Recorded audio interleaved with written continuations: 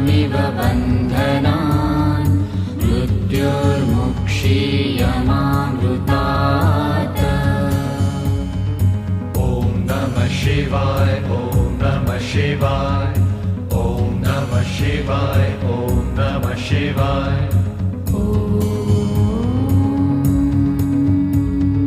Trambakam yajamahe sugandhim pushtivardhanam urvarukamiva bandhanan mrityurmukshiyamamrutat.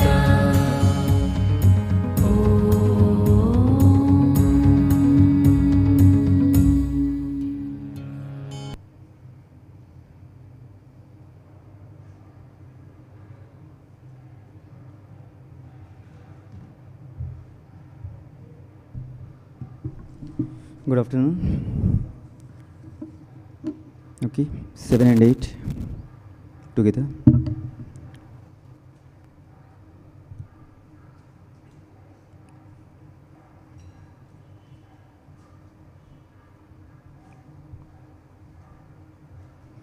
Om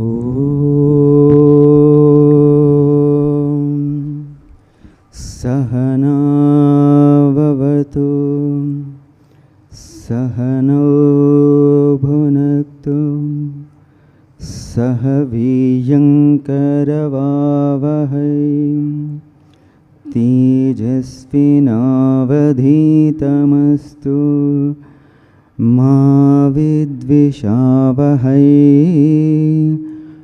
Om Shanti Shanti Shanti. Om Asato Ma Sadgamaya Tamaso Ma Jyotirgamaya Mrityorma Mritangamaya. Om Shanti Shanti Shanti. Page number 83.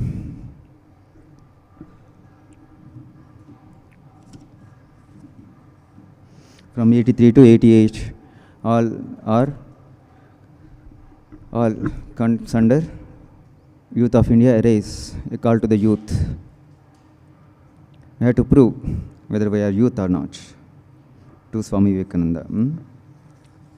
What youth can do.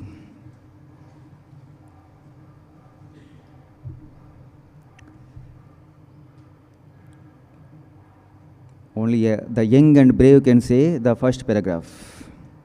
I shall not cease to work.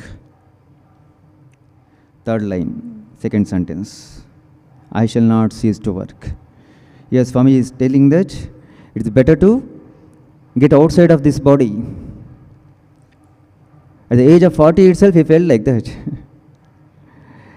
He used that instrument in such a way that day and night he used to work. Whole night he used to meditate, whole day he used to work. For 10 years continuously. No rest. What kind of person he is? Why he is mad with people? Why he is mad with human beings? Why he had so much love for human beings? Can we understand? Because he sees God in all. The same God manifesting in all the human beings calls man as the Taj Mahal of temples.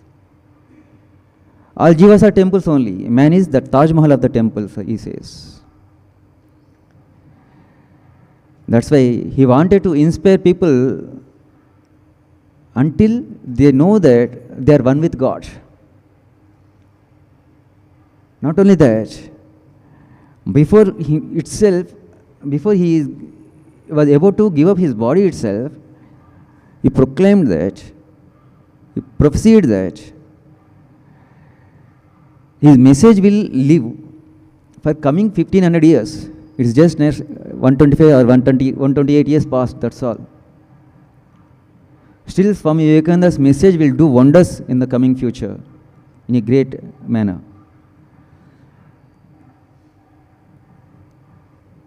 Here, while living in the body, several times he was facing the death. He was in front of the death, face to face, he was meeting the death. One time one tiger, one time one mad buffalo were about to attack him. He did not move a little. He did not move his body. He was not shaken. Because he had higher ideals, great sankalpas he had for the future, for the entire mankind. That's why he was able to withstand that kind of difficulties, that kind of dangers. That kind of threats, not only from animals, from human beings also. He was threatened. He was criticized. He was blamed. He was insulted several times by Indians and foreigners. But he had higher ideals, higher motives. He fell in love with human beings in such a way that wherever a group of people are in danger, he used to come to know in advance, as soon as they are about to meet the danger. One time he was walking on a road in Simla.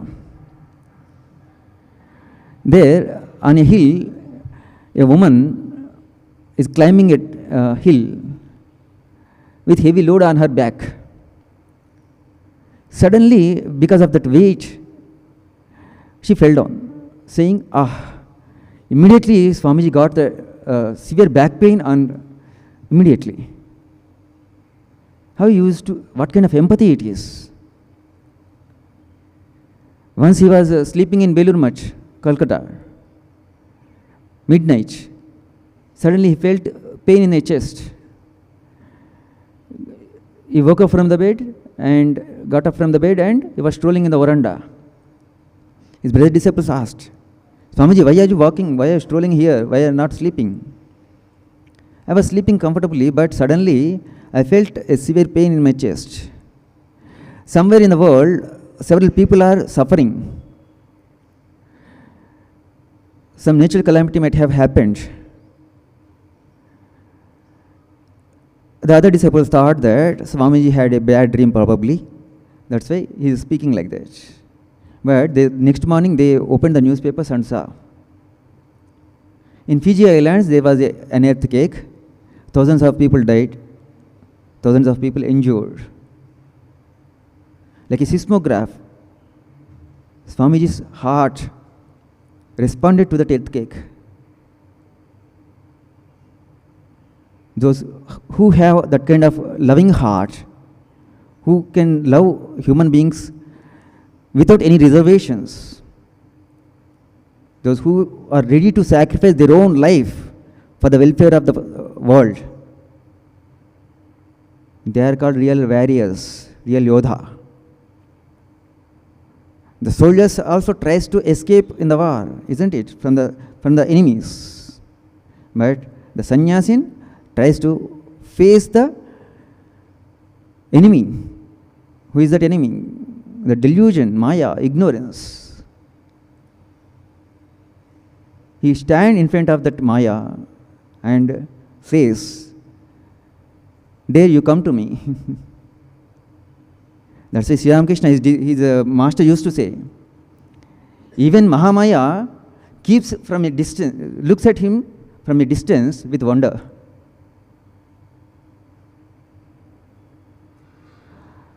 So many people are hypnotized by the Maya, by delusion and ignorance. Again and again, they remain and they restricted to the limited existence of a jiva. I have born, I will live for some days, okay, I will attain old age and I will die. But Swami Vivekananda used to invite Maya, "Come, let us have a good fight." That kind of strength he had, that kind of courage he had. How one can achieve that kind of strength and that kind of fearlessness. When one masters in renunciation and sacrifice, tyagamu seva.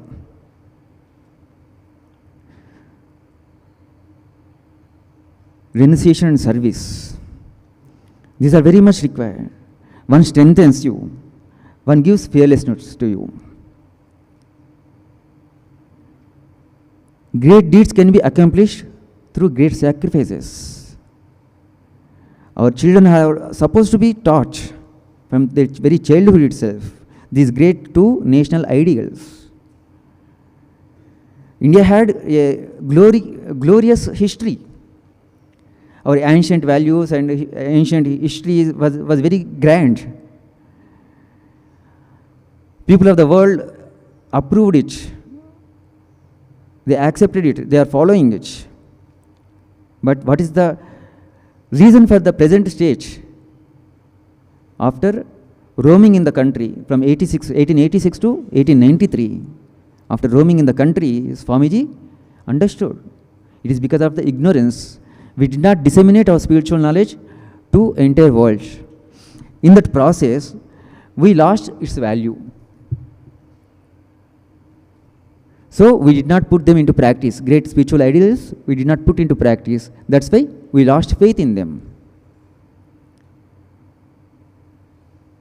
In Swami Vivekananda, we find everything positive. Reading and exploring and implementing Swamiji's teachings, it is really a wonderful, challenging game. Only brave, strong, fearless people only can adapt to that. Swamiji's sayings are not only intellectual gymnastics, they are the outcome of intense austerities and infinite love.